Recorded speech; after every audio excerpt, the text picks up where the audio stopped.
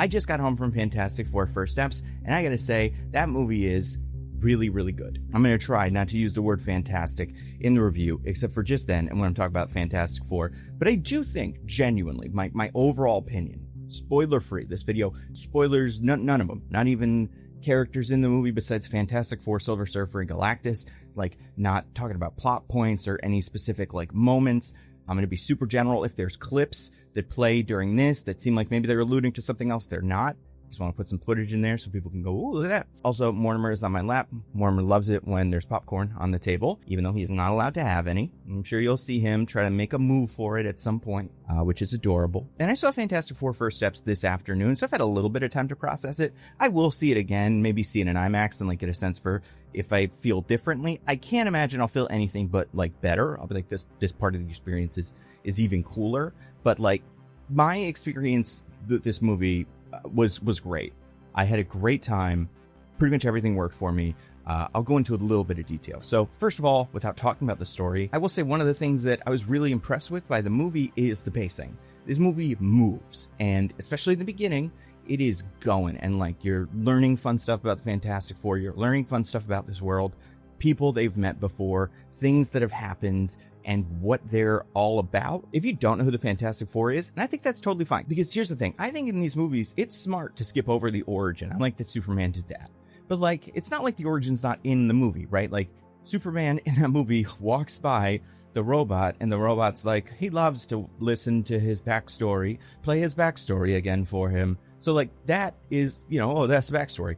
This movie has something kind of similar, so if anybody doesn't fully understand the very basic parts of the Fantastic Four origin story, you get that there. If you don't understand their powers, you get that very early. If you don't understand their personalities, that you get some of early, but by the end of the movie, I think those personalities are very well defined, and I think they feel very specific and different from other characters that are kind of like them that we have met in this universe and other universes. Specifically, I'll say like Reed is played by Pedro Pascal. Reed Richards, Mr. Fantastic, the leader of the Fantastic Four, has the ability to stretch his limbs and is a super genius. And like that is a trope we've seen played with a lot in all of these movies. Iron Man, super genius. Ant-Man, super genius. Moon Girl, super genius. Riri Williams, super genius. Amadeus Cho, Lex Luthor, and a billion other characters. It's been done. I think, and I saw an interview where Pedro Pascal was talking about this, his Reed feels so different from Tony Stark. Like, he's such a different character, and I think that is crucial for making a movie like this work. Like, we have to feel like we know who these guys are if we're going to care about them, and we have to feel like we know who these guys are not, and we have to make sure, oh, this isn't Iron Man. Like, I'm not watching another Iron Man movie, I'm watching something different. So I think Pedro Pascal, really good choice, really liked him. My favorite, Reed Richards, although I do think Yolan Grufford was very good. Wasn't a humongous fan of Krasinski or Teller. I think it's tough playing Reed Richards. I mean, it's tough doing what Krasinski did because he was only on screen for like 5 minutes. And I do think this Reed performance plays out over the course of the movie, and you see so many twists and turns with how he feels about things, what he's trying to do, what he cares about, that you get a lot more from him than obviously you're getting from those other characters. But I would say like the Miles Teller character, yeah, he's in the movie more, but he also does not have, I would say, as much depth as Pedro Pascal does in this. Sue Storm, played by Vanessa Kirby, loved. This is as close as I got, by the way, in my old videos to predicting one of these. I said it was either her or Claire Foy. There were a couple other women, and she ended up getting like second place in my rankings, but I feel like I nailed it. She's very good. She plays a Sue Storm that is way more of a part of the movie than she ever was in these other ones. No shade to Jessica Alba, Kate Mara. I don't know if they could have turned in a great performance, but I don't think those movies were designed to do that. Like, they never gave them the space for it. But this Sue, I would say, is the center of the movie, the same way that she is frequently the center of the team, like the emotional center of the team. So it's great to see a movie built around that. And I think she also has a lot to do, feels really different from really like any other character in the MCU. And I love that. Then you have Joseph Quinn as Johnny Storm, Human Torch. Great. He was the character that I was maybe expecting to have the most trouble with, just because I thought the Pedro Pascal casting, that's really interesting. I like him. Vanessa Kirby felt right on the money. And then we'll talk about the other one who was like, oh my God, that's perfect casting. But this, I was like, I don't really know too much about Joseph Quinn. I liked him in Stranger Things, but like, what's his Johnny Storm going to be like? And I think it's tough with Johnny Storm because he's the only character in these other movies that was actually cast, I think, well both times. Chris Evans, Michael B. Jordan, both good Johnny Storms. And I would say this is also the best version of that character we've ever seen. And part of why is because the movie also gives him a lot of space to like do things and have opinions, and feels at the same time very powerful, very confident, but also a little bit inadequate, a little bit challenged, a little bit like he has to prove himself. I think what I noticed halfway through the movie that I don't think, spoils anything, but I feel like his Johnny feels a lot like Ryan Gosling's Ken. And that's not just because of the hair and stuff, but I think just the way he sounds, and this, Joseph Quinn, not American, so I don't know how that works. We had kind of pick like a different affect, but I think having this character feel like Ken is smart because he is very much Ken-like. I think a lot of people will come out of the movie really, really enjoying the way that Johnny Storm is portrayed, and I am one of them. But I think a lot of them will be people that didn't really have a strong opinion of Johnny Storm before and were never like, oh, this guy's really cool. I feel like even though he was really well cast in those other movies, I still feel like a lot of the time he kind of faded into the wallpaper, because when the stories really got going, he was never a humongous part of them. It was always Reed trying to solve all the problems and Ben doing everything he's doing. Like, I feel like Johnny does get a big moment in the end of the second one, but like he always has a lot of personality, but not always a lot of depth. Eben Moss-Backrack as Ben Grimm, the Thing. Wonderful. So good. We knew he would be good. Partially just because he's a very good actor. He's proven himself. And the parts that he has proven himself with, mostly being the cousin on The Bear, like that is a character who does kind of translate pretty well to the Thing. He's a guy from the city, from your block. He's tough. He loves his family. He likes to fight a little bit. Not always, but like he'll throw down if he needs to. I would say this Thing had a much softer energy than his character in The Bear. But I would say, based on performances I've seen, that's the role where I'm like, oh, he's pretty much doing this. Like, I know he can do this. He just has to do, Cousin Richie a little differently. The character looks fantastic. Oh, damn it, I did it. The character looks terrific. I loved the way they made he just looks like the Thing. I have the action figure here, and it's small in the camera, so maybe you can't see like the details, but like I'll put up, a clip on screen or something, but that's what the Thing looks like. I feel like with the chickless version, who I think he did a very good job, limited by the fact that they wanted to do a lot of it practically, which I respect, and it was a part of those movies that I think people really liked. And on the other side, Jamie Bell, I think, was playing him kind of a little too sad. And I think in an origin movie, like Fan Four Stick was, that makes sense because the Thing has a lot of pathos, but they also try to make him look a little bit more monstrous and a little bit more realistic. And I love that this Thing is supposed to feel warmer and is supposed to look, while he does look realistic in that, like, the CGI is really good, he also looks just like he looks in the comics. And it's great. I mean, there's so many things to like about this movie, but I do think the design of the characters, the production design, those are the things that really stuck out to me. I love the suits. I think the suits are great. And I love that they're different, like the details, I think make them all, really stand out. Only other characters I want to talk about, you have Shia LaBeouf, the Silver Surfer, played by Julia Garner. Good. A good role, a good representation of the character. Not the most screen time. This movie isn't about them, but I think the role they play in it, perfect. Also, I will say, the balance of the characters in the four, I think, is mostly good. I do think Ben ends up being the character that I think we see the least of. And that's because he dies 10 minutes into the movie. Just kidding. And Ben ends up being the character we see the least of. Part of it could be just that, like, it's expensive. And part of it could be that, like, they decided, because the Thing is a character that is very well defined. I think people know why we're supposed to like him, what's fun about him. And I think the Michael Chiklis version from the 2000s movies did a good job of representing that. That we had other characters where it's like, we really want to explore the depth associated with them that really hasn't been touched.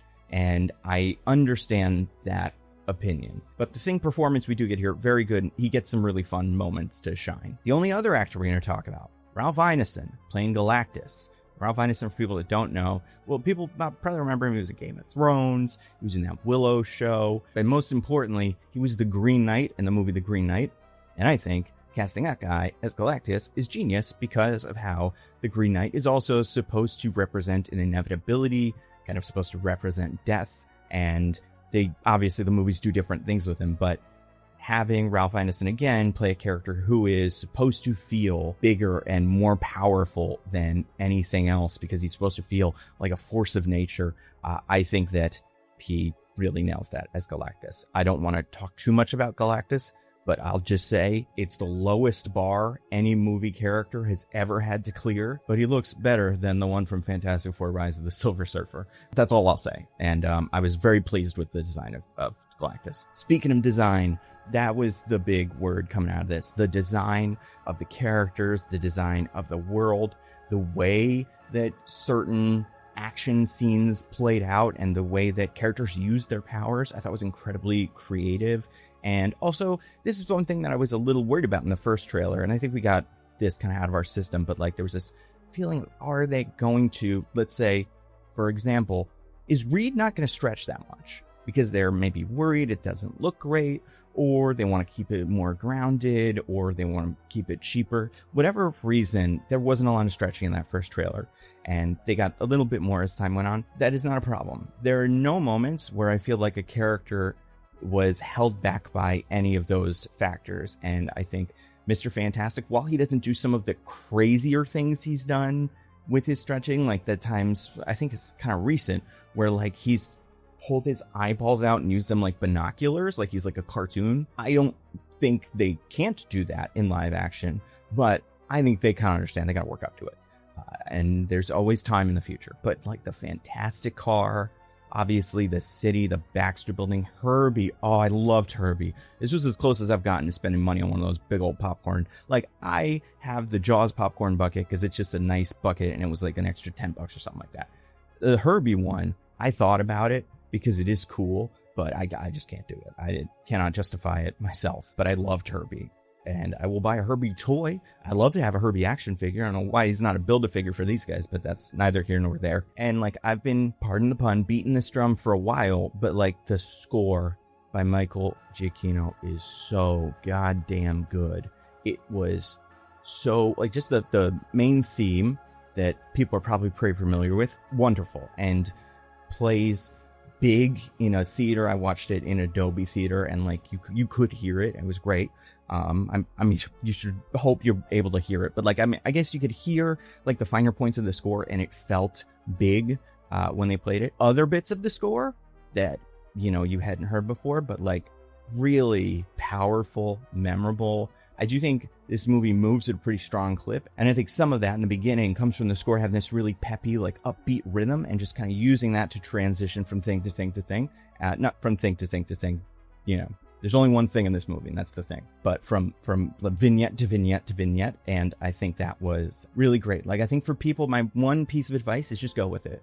If you're like, this is moving real fast, it'll slow down, and, you know, enjoy the ride while you're on it in the beginning when it's like throwing a lot of stuff at you and showing you a lot of things. There's plenty of stuff that seemed like it was cut from the movie. I don't want to talk about what it was, but some pretty fun stuff. Like, I feel like this movie could have quite a director's cut, and I don't know what that would look like. And like, Marvel doesn't do that, and I understand why, but I don't know. I just like to see it. Yeah, the action was great. I would say, and I've talked to people who have compared this movie to Superman, in that Superman is like action pretty much constantly. We're going from fight scene to a little bit scene to fight scene to then scene to fight scene to. This is not that. There's plenty of fun action in this movie, and some scenes that I do think are really gonna stick with me, but it's a lot of just like talking and family and hanging out and, you know, going on adventures, and I like that. I really think that is why people are gonna respect and kind of appreciate this movie over time. Not that I don't think they're respecting and appreciating it now,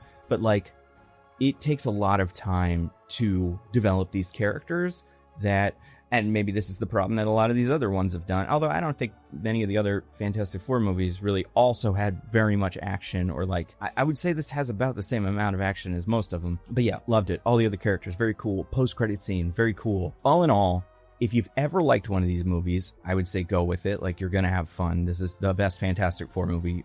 Again, lowish bar by a mile. But also, like, if you've not always been into these movies, like, I say this a lot about some of these, like, I don't remember if I said this about Thunderbolts or Superman, but it's kind of like, if you like these movies, you're gonna really like these ones, because this is fun, you know. This is a great Superman adventure. If you've never liked Superman, this might not be your bag. This probably is gonna be the thing that wins you over to the MCU or the new DCU or whatever. I do think this movie will appeal to people who a lot of these other Marvel movies just don't. Part of it will be because it is so detached, because it takes place in a different universe, and I love that about it. But part of it might just be that, like, it just feels different, and it feels a little bit more, like a cartoon at times, and I think that energy maybe is what some people have been missing from these big comic book movies. So, I think it looks great. I'm so happy with it. Like I'd say, anybody who watches some movies likes this channel. I'm sure there'll be people who will, like, have little things they didn't love about it. But overall, I think this movie is going to work for a lot of people. And I am excited to see a lot of new Fantastic Four fans come out of this movie, because we have lived through some really good Fantastic Four comics. We're currently living through some really good Fantastic Four comics, and I'm excited for people to, like, go pick those up. Now, obviously, they're very different from this, but they're also very fun. However, I will say this, I loved. Marvel did a Fantastic Four comic in the world of the movie. So, like, it tells the story of the Fantastic Four the same way that a comic does, but it also has these inserts that would be, what they would have if this was a real comic that existed in the Fantastic Four universe. And I think that is so cool. Like, Marvel, this is the kind of thing that I've been waiting for so long. I wish I could show you more, like, the inserts, but even those kind of spoil stuff, so I'm not gonna. Oh, here we go. This is another one. Like this. This is an ad for the Johnny Storm Flaming Hearts fan club. Like, this is the kind of thing that would have been in these. I loved it. So, like, yeah, Marvel, more of this. And I don't need, 5 more issues of this, although I'll take them. But, like, when Spider-Man comes out, when Wonderman comes out, especially now that in the Marvel Cinematic Universe, we know, like, Captain America was a comic book hero, and a lot of these characters, like Wolverine, not the same universe, but still has comic books written about him. I just want to see what those look like in universe. So, like, I do think Wonder Man's a great opportunity for this, like, because it seems like, and we saw him on the red carpet of this movie, Yahya Abdul-Mateen II as Simon Williams Wonder Man, which I still don't fully understand how this character works, because it seems like he says this in the interview, in character, was a fan of the Wonder Man movies that exist, that he's seen but are not about him, I imagine. But if that's the case, make a Wonder Man comic that is what those movies were in his universe, or whatever. Yeah, I think that would be really fun, and I love getting people into comics, and I think stuff like this is perfect. Like, I feel like this could be a thing. I've seen these with, I don't remember what other movies have done this, where they'll be like a less produced version of this, right? Like, this feels like a real comic story. The art is real. I mean, they got the writers, like, they got Matt Fraction to write it, Mark Buckingham, Alex Sinclair, like, it's a real team of comic writers and people working on this. But, like, I feel like, I don't remember when, but I've seen movies where they'll make maybe a slightly less produced version of something like this and hand it out for free to screening. I think that's great. I don't know if you'd want to do that, because I do think this is, like, a really good quality comic, and I wasn't planning on really talking about the comic this much. I also think, like, it is canon. It seems like it's got to be canon for what happens in the universe, and it kind of helps to have read it. You don't need to know it, and it's stuff that gets covered in the movie. But, like, I was glad I had this book before I saw the movie, so very happy with that. And you know what else I'm very happy with? Nebula. And obviously, yes, the character Nebula is very exciting, but I'm actually talking about the subscription streaming service that I and a bunch of my YouTube friends helped to create. And basically, the pitch for my channel on Nebula, all my videos go up early and ad-free on Nebula. So, like, this video, you're watching it right now, it was on Nebula just maybe, like, I don't know, a couple hours before it went live. But, like, my next video on my Nandovi Movies channel, which is what was Phase 5 about, that's going to be up probably, like, a couple weeks early. So, like, you get access to the videos early, ad-free. Lots of other YouTubers you already like, some of them who talk about comics and movies and stuff like that, are already on this platform. You got Patrick Willems, Captain Midnight, Princess Weeks, just added Shea Frillis Productions, who I love, obviously, and we're always adding more. Then we also have originals that we do. These are, like, really high quality productions. Sometimes they're like videos. We've done documentaries. We did a play once. We're doing a series soon that is a scripted drama. It's an anthology in the vein of Twilight Zone and Black Mirror, but instead of being about science fiction stuff, it's about complicated human relationships that take place in New York City. And one of the episodes, called Power Trip,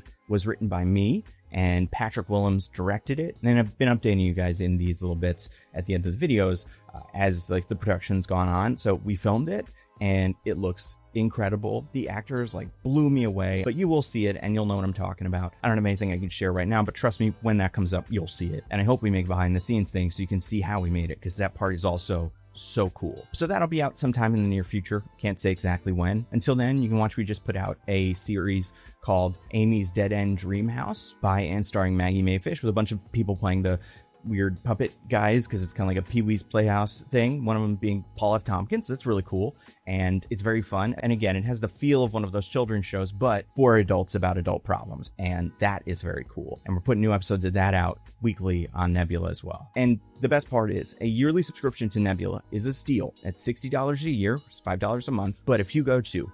go.nebula.tv/thenandocut, you can get Nebula for just $36 a year. That is $3 a month. It is an incredible deal. Go check it out. Thank you for listening.